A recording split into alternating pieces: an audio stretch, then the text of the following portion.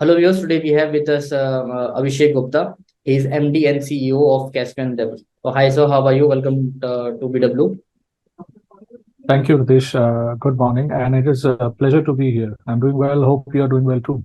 Yeah. Hi, I'm doing well as well. So, basically, Caspian Debt is a digital corporate lending company that offers a custom debt solution to professionally manage small or mid-sized companies and startups. So, before starting the interview, I would like to ask your journey to Caspian Debt, how you started and how you how you made it to Caspian Debt. Thank you for that, Nitesh. So I've been with Caspian for the last 9.5, close to 10 years. I joined Caspian as an investment manager, and over a period of time, grew up to be the MD and CEO. I took over close to 2 years ago as the CEO of the company. But before joining Caspian Debt, I used to work with what is now called the Northern Arc Capital and the Dwara Group. So I joined the Dwara Group back in, years ago when it was starting off, and it was called IFMR Trust back then. So I was a part of the vertical that was focused on building or incubating a number of rural supply chain businesses called IFMR Ventures. And the thesis around that was making debt available to early growth stage MSMEs working on rural supply chains. After that, I worked with IFMR Capital, which is now known as Northern Arc. And there my focus was helping build the structured finance desk for small business finance and affordable housing finance. So basically making capital market access possible for smaller non-bank finance companies that operate in those spaces. After having done that for a while, I joined Caspian, and like I said, I started off as an investment manager looking at that point of time, the food and agri lending sector and the small business finance and other financial institutions. But over the period of the last 9.5 years, essentially, I have helped in building portfolio diversification by adding newer sectors like, say, education, healthcare, and big sectors like clean technologies. So, just to tell you a little bit more about Caspian Debt as well, because that I think is quite, I would say, related and linked to my introduction as well. So if you really look at Caspian Debt, it was essentially set up by Caspian Group, which has a much longer history, close to a 20-year-old history in making equity and debt investments into impact sectors that lead to positive social and environmental impact. So Caspian Debt was set up about 10 years ago, just around the time I joined it. And the idea was that increasingly there were a number of professionally managed entrepreneurial ventures set up by first generation entrepreneurs that were getting set up in India, and companies that were essentially solving some form of social or environmental impact or social and environmental problems in some way. Such companies were at times able to raise equity capital as well, but access to debt for some companies was quite minimal from the traditional sources, because most traditional sources of lending, the conventional methodology is to look for mortgage collateral, 3-year profitability, and such metrics, which very interestingly, the new age companies they don't have, in the sense that a lot of the new age companies are asset light by design. So in such circumstances, what happens is, if they don't have mortgage collateral to offer, even if they are very good quality businesses, they don't get a bank financing. So essentially what we tried to figure out, and I was a part of that process of trying to figure out, how do we make loans to such companies and help them grow without requiring mortgage collateral or 3-year profitability. And that's what we've been doing over the last 9 or 10 years. And we funded a little more than, I think, close to about 250 companies till now, all startups and early stage enterprises, early and growth stage enterprises across sectors like food and agriculture, clean technologies, healthcare, education, water and sanitation, and of course, financial inclusion. So basically, sectors that have some form of positive social or environmental impact. What So that's the standard theme across whatever lending we do, and pretty much and like I said, all the companies are either it's certainly run by professionals, mostly first generation entrepreneurs, but majority of the companies would have raised venture equity capital. A lot of the companies are bootstrapped as well. So even in such cases, we've been able to provide financing to companies as long as this element of positive social or environmental impact is there in such businesses. So yeah, so that's about me and the company. So when lending out money to bootstrapped and venture capital backed startups, what are the major differentiation you would make between these two companies? Right. So see, typically what happens in case of venture equity backed companies is that they want to grow fast, and of course there are two categories of companies even within the venture backed companies. So one category of companies is that it's a breakthrough innovation where the business model is not clear or even the product is not clear. So they would raise equity to build the product or build the innovation, figure out the business model.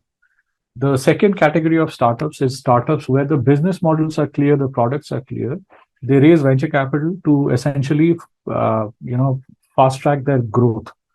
Now we are as a lender, at the end of the day, a loan has to be paid from cash. It's not equity in the sense that in the case of equity, there is a significant upside to be made if the company is increasingly successful.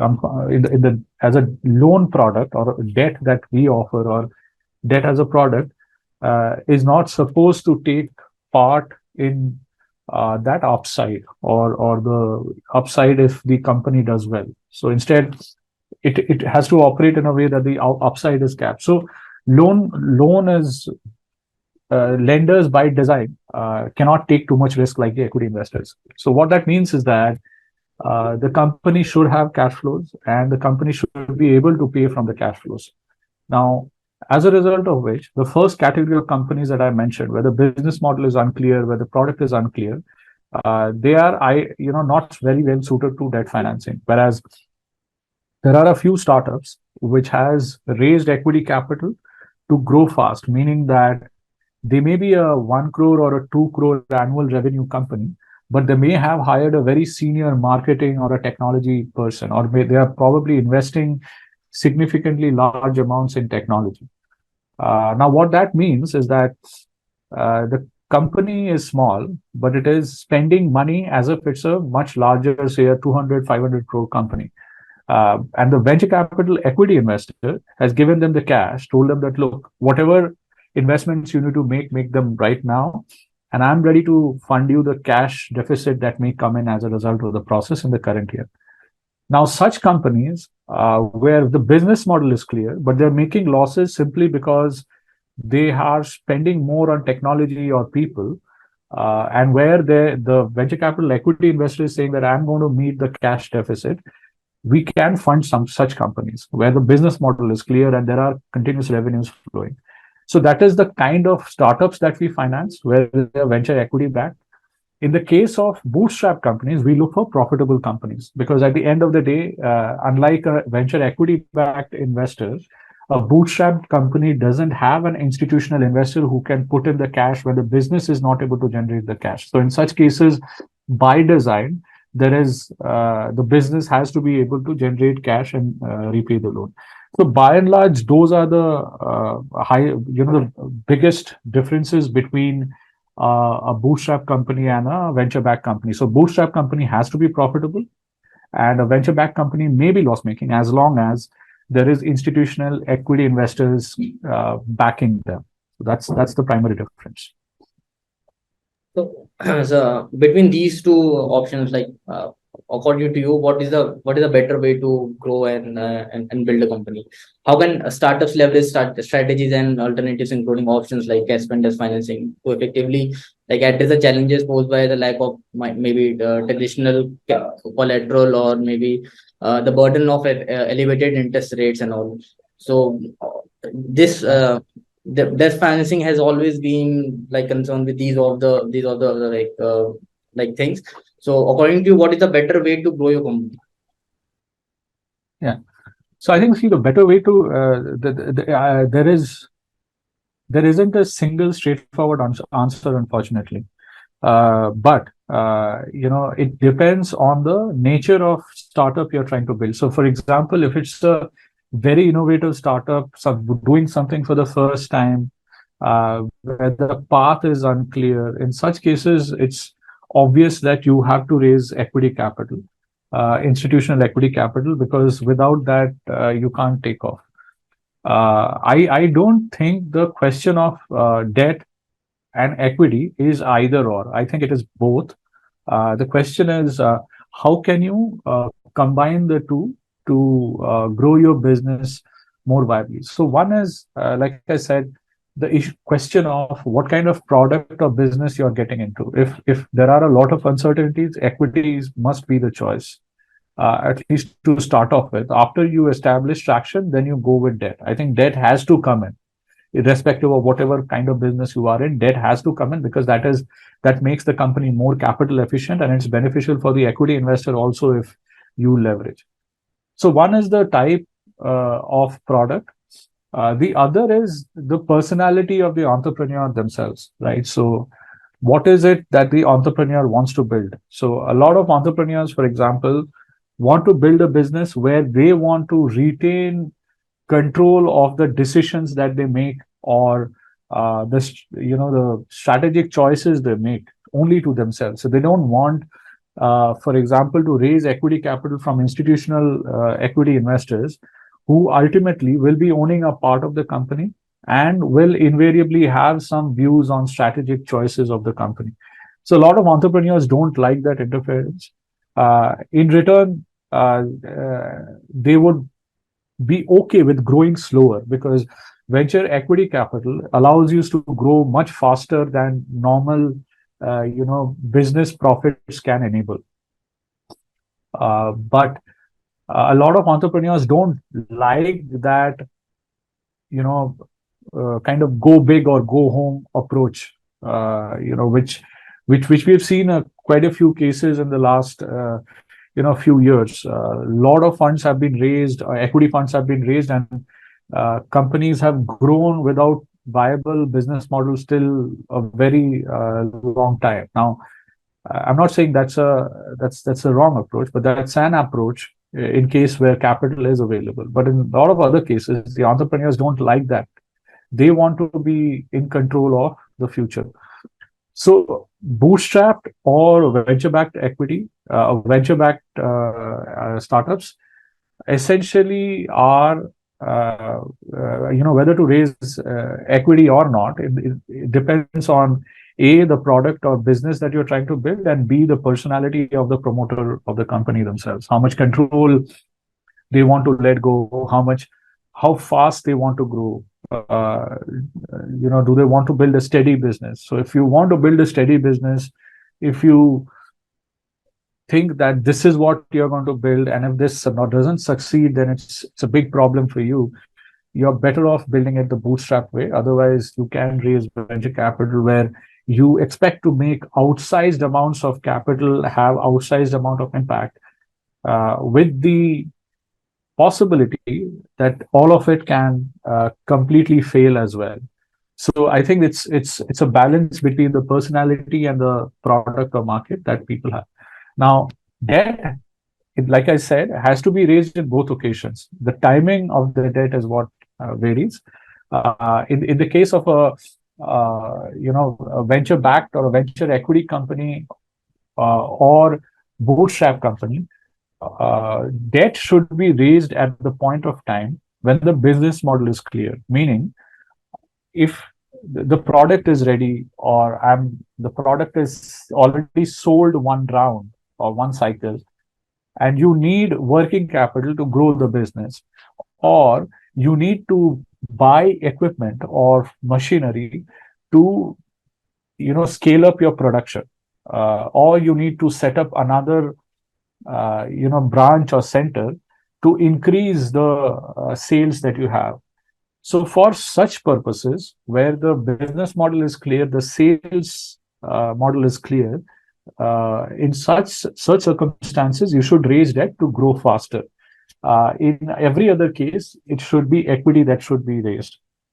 To your question on high interest rates on debt, see, the reality is that equity by far is the costliest form of capital. So if you want to, and the reason why that is what it is that if you are successful, equity funds, equity investments, you would have heard they make 2x, 3x, 100% returns and things like that. Now that return is coming out of the promoter's business. There's nothing wrong in being okay with giving up 100% of the business when you've succeeded. But at the end of the day, if you were able to construct your capital structure in a way where you had more where you retain more control of the company, a lot of those returns also could have retained by you as an entrepreneur. So I think it's a balance. So equity is by far the costliest form of financing. Debt is in the middle. The cheapest form of financing is your customer revenues. So if you are able to build your company in a way that you're able to generate a lot of sales and generate a lot of cash flows, you might as well not even need debt or equity to grow. And if you're comfortable with the growth pace that you have, by the revenue cycle that you have from the company, it's perfectly okay for you to decide that you don't want to grow. You want to grow without even taking any debt or equity from anybody. So I think at the end of the day, it boils down to the business that you're trying to attack or problem you're trying to solve, your own personality, and your choices of kind of worldview that you have, and lastly, which stage of business you are at to decide whether you want to raise debt, equity, or nothing. So yeah. So as you mentioned about you lend out money to a bootstrap company when it's profitable. So what are the metrics you look at while lending out the money, basically in a bootstrap company? Yeah, so I think like I said, the key difference between our venture in our criteria, the key difference is that we look for profitable companies when it comes to bootstrap companies. Other than that, all the criteria is more or less the same. So to give you an idea of that, so for example, like I said, we prefer to work with first generation entrepreneurs, but the primary expectation is, for example, the business has to have a clear product or clear customers, and it has sold to some extent. So, and we typically come in, we provide loans of anywhere between 50 lakhs to 15 crores. What we like to see is businesses with revenues of at least, say, 1 to 2 crores for service companies, and say 4 to 5 crores for product companies. What we also look for is, the ownership of the business should be clear. There should not be multiple related entities. So one promoter having 5 different companies, and that is generally a negative signal, because if one promoter is running multiple companies, and if we are lending to one company, it means that and the promoter's influence is, promoter's involvement is important for the company that we are making the loan to.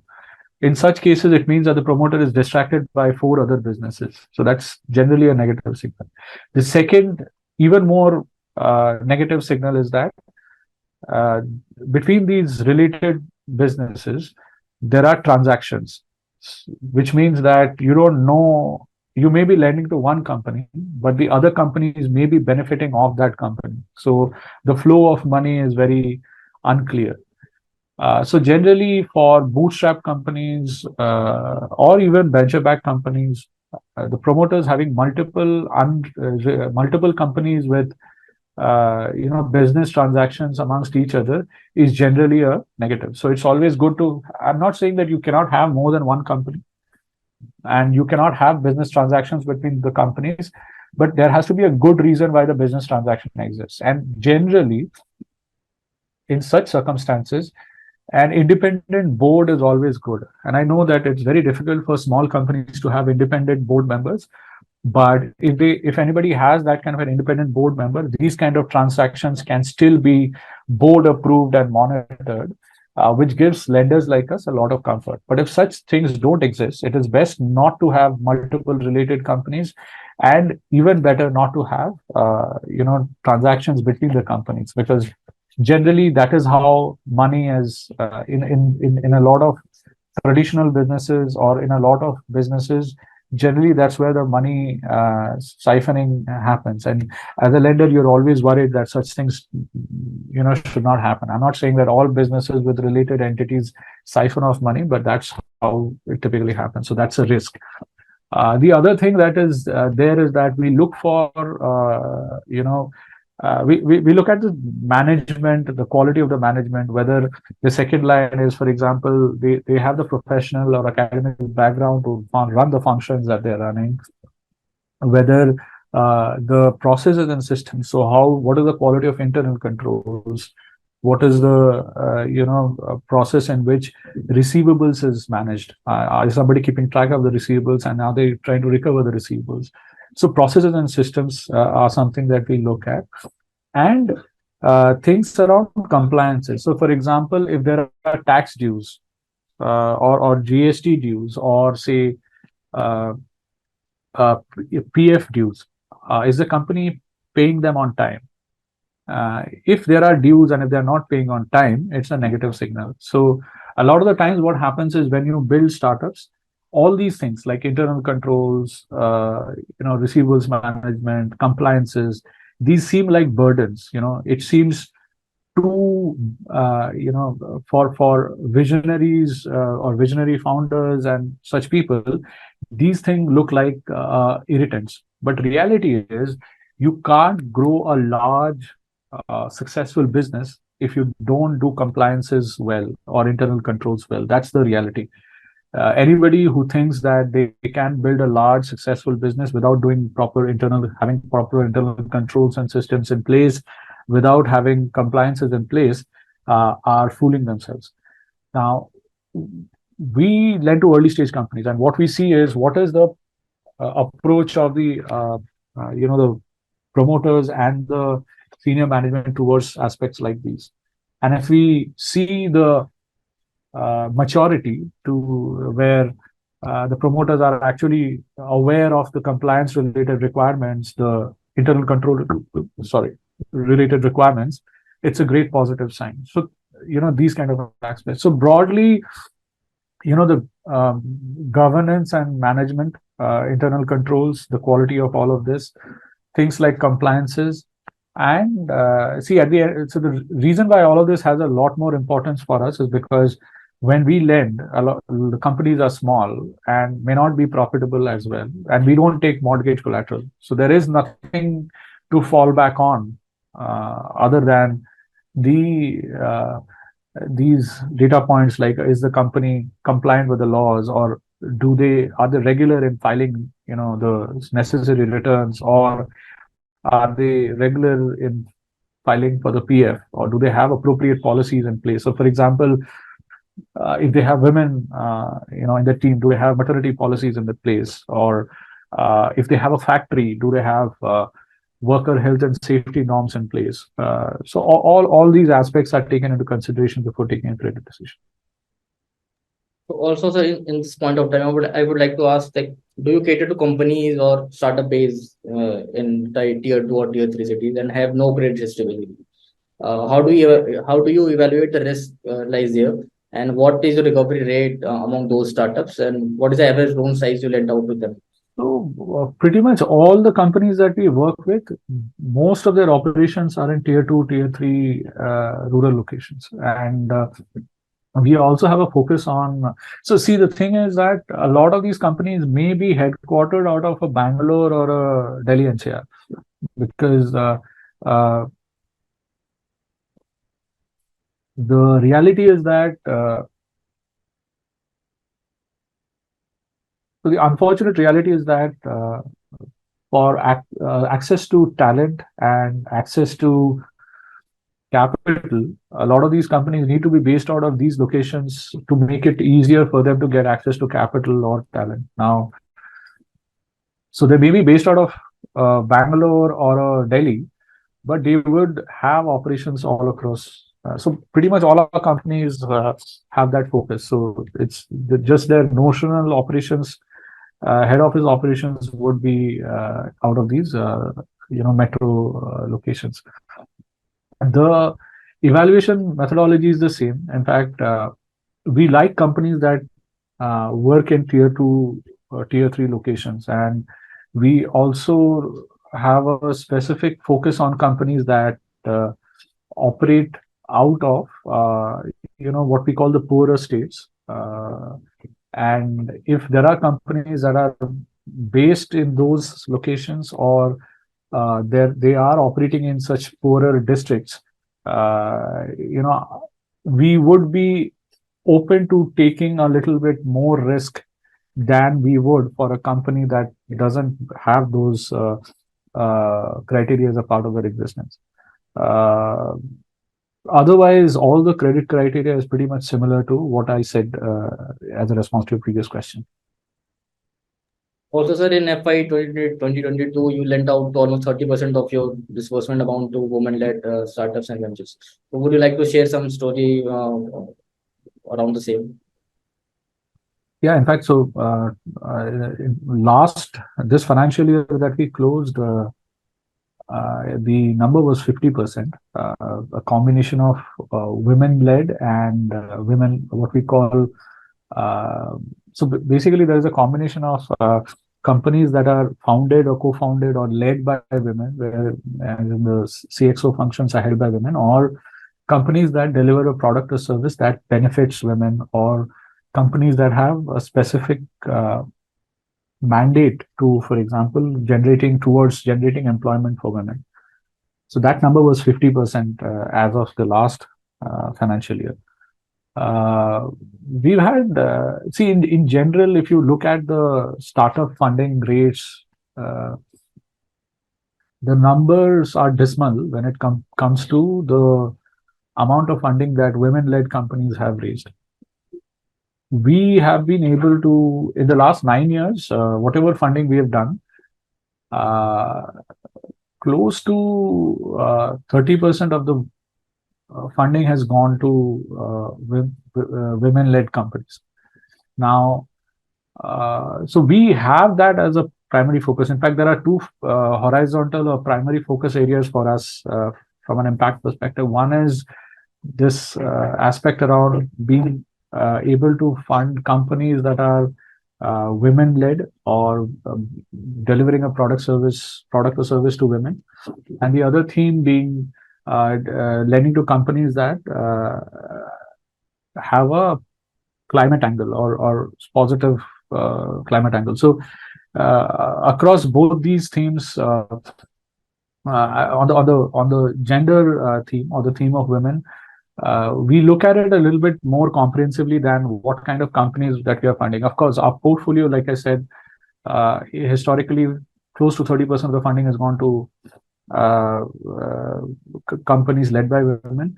And last year, about 50% of the companies that we funded were women impact businesses. But even within our team, the way the team is constructed, if you look at it, the leadership positions are 50-50 split between men and women. The entire organization has always had more than 30% women. I think as of a recent date, the number was close to 40% as well. So especially on the client-facing side. In fact, the client-facing team today has 50% or more women. These are numbers that you don't see in the financial institution space. And we consider high participation of women in such roles as an important parameter. And we try to maintain a certain level. Like I said, 30% is a number that we've chosen as the bare minimum for us to, when it comes to our funding to companies and our team composition. So I think there are several such data points. So for example, the other interesting data point that we found is that for the companies that have taken repeat loans, majority of them are actually repeat loans from us. Majority of them are actually women-led. So for us, targeting and funding women-led companies also helped us in better client retention, which is obviously good for the business. So all in all, the focus on women-led companies, I think, is a difficult choice because, like I said, if you look at the overall industry, whether it is India startup industry, whether it is India or globally, funding to women-led startups has always been on the lower side, close to negligible. It's and I think entities like us, we are trying to push that and try to see how much more funding we can drive towards that. And the last 1 year, there is a lot of conversation around that. So we are hoping that this will lead to positive, direction in access to financing or capital raises for women. So my this question would be on company scorecard. Like, what was Caspian's annualized run rate of loan disbursement for FY 2022, and what are you targeting at for FY 2023? Yeah, so I think last year we disbursed about 600 crores, and this year we're talking about disbursing somewhere around 750 to 800 crores.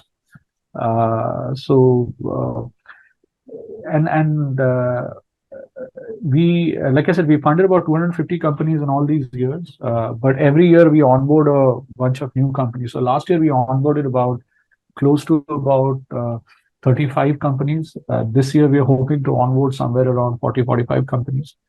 And we do a lot of repeat loans. So once we onboard a customer, so say a customer gets onboarded with us early with a 1 crore loan, we observe their growth and we fund them again after a few months, depending on the requirements.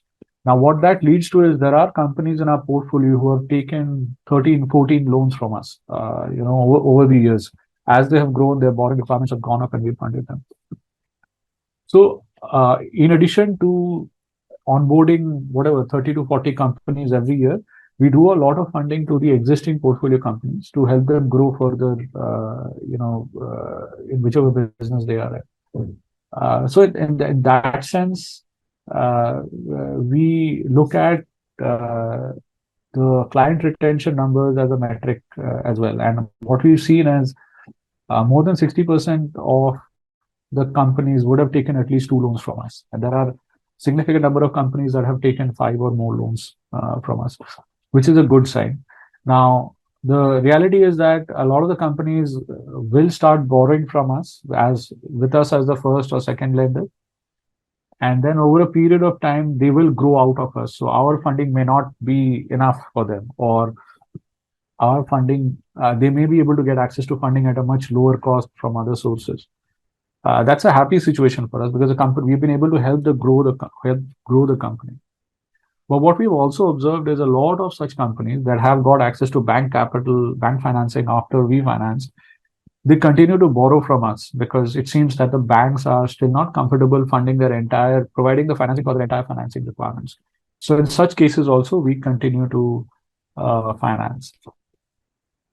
Overall, from a portfolio quality perspective, in the last, a portfolio this segment that we lend to is considered as a very high risk segment. But last financial year, we ended at a gross NPA of about 1.2%, 1.2 to 5%.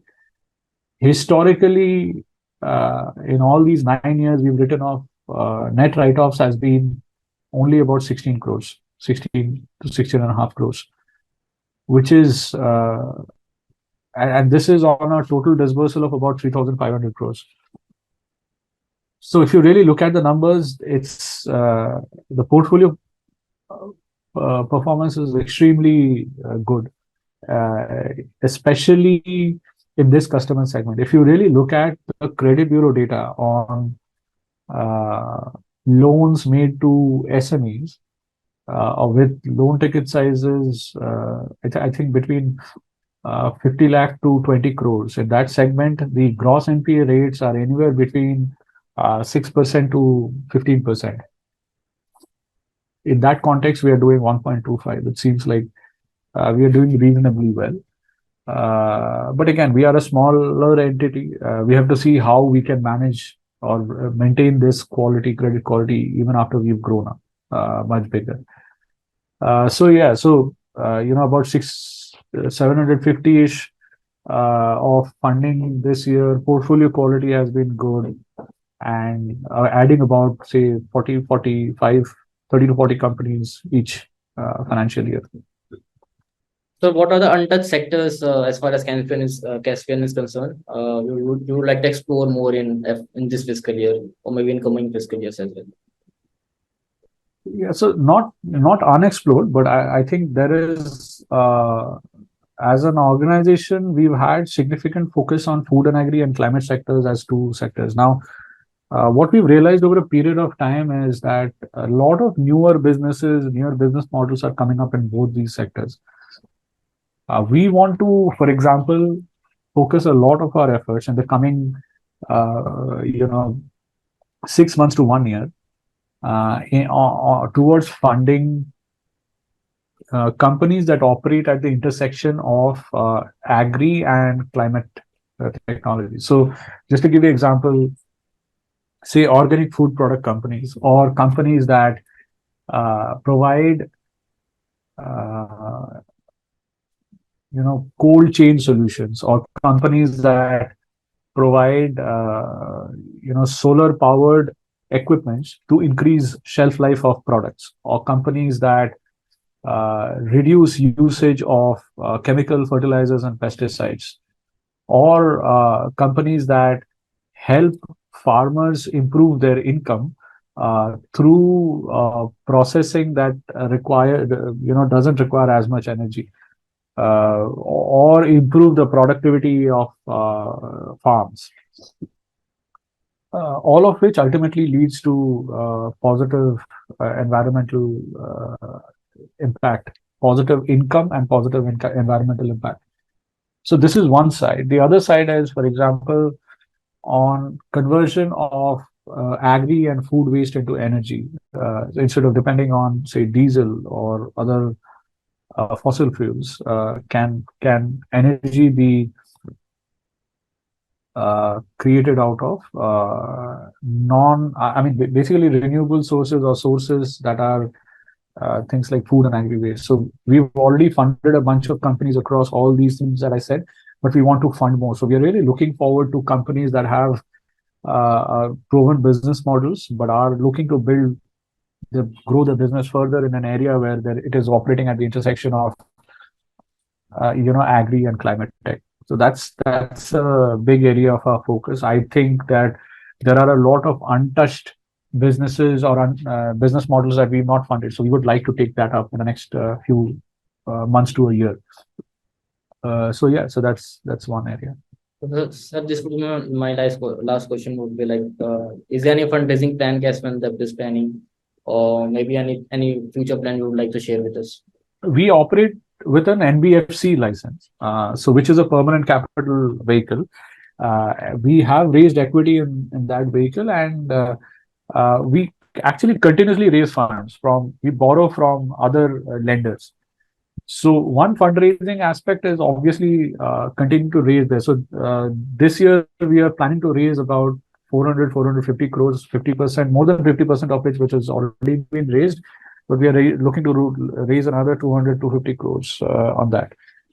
Separately, what we also see, one of the things that we've been able to do is that we've raised capital from multiple sources. So for a normal NBFC or for a normal commercial entity, you would raise funds only from, say, the commercial sources. But what we've been able to do is raise from the normal commercial sources like banks and Indian financial institutions, but also raise funds from development finance institutions or impact investing firms who are interested in the impact angle of the work that we do. We've also been able to raise capital or some kind of support from, say, foundations that have interest in the impact that we create. And basically blend all these three forms of capital, because soft capital is very small. I mean, it's not available in large quantities. What we have to do is figure out ways in which the soft capital can be combined with the commercial capital so that we are still able to drive capital to businesses that are considered risky, make access to debt possible for such businesses. If we would have raised just commercial capital, we wouldn't have been able to do that. But combining all these different forms of capital enables us to do that. So when I say 400 crores, we're talking about largely the the commercial capital. But on top of that, 20 to 30% of the capital would also be raised from, between DFIs and so between development finance institutions or impact investors, and the other category being, the soft capital providers who typically come in with not with funding, but with, say, guarantees or interest subvention, those kind of areas. So that's what we're looking for. We hope to, grow at a consistent pace of between 20 to 30% year on year as far as portfolio size is concerned. There is a possibility to grow much faster, but at the end of the day, we want to be sure that the right kind of capital is brought in. If, in fact, we end up financing these companies with the wrong kind of capital, it will lead to a detrimental result in terms of portfolio quality, which we don't want to do. But such companies the companies that we've financed can actually absorb much more capital. But given the limitations of our balance sheet, we have not been able to fund a lot of them beyond the limited amount that we can fund. But what we have realized, and this is something that a lot of the larger investors have told us, is that is there a possibility where they can partner with us to directly channel their funds into these companies with us in between as an intermediary, helping them identify and manage the credit risk of such companies. So we are having a few conversations where we will act as a kind of a co-origination partner, co-financing partner, where we identify such companies that are good quality. We provide a loan from our own balance sheet and also recommend these larger investors to come in with their loans to the company. So in such circumstances, what happens is that the inability of the larger investors to make these smaller financing transactions, we make it possible for them to do those transactions, and we enable the companies that we support to get access to larger amounts of debt capital from different sources. So that is the kind of funding that we will not raise ourselves, but it is the kind of funding that will be enabled because of us. So there are a few conversations that we are having to that in that context as well.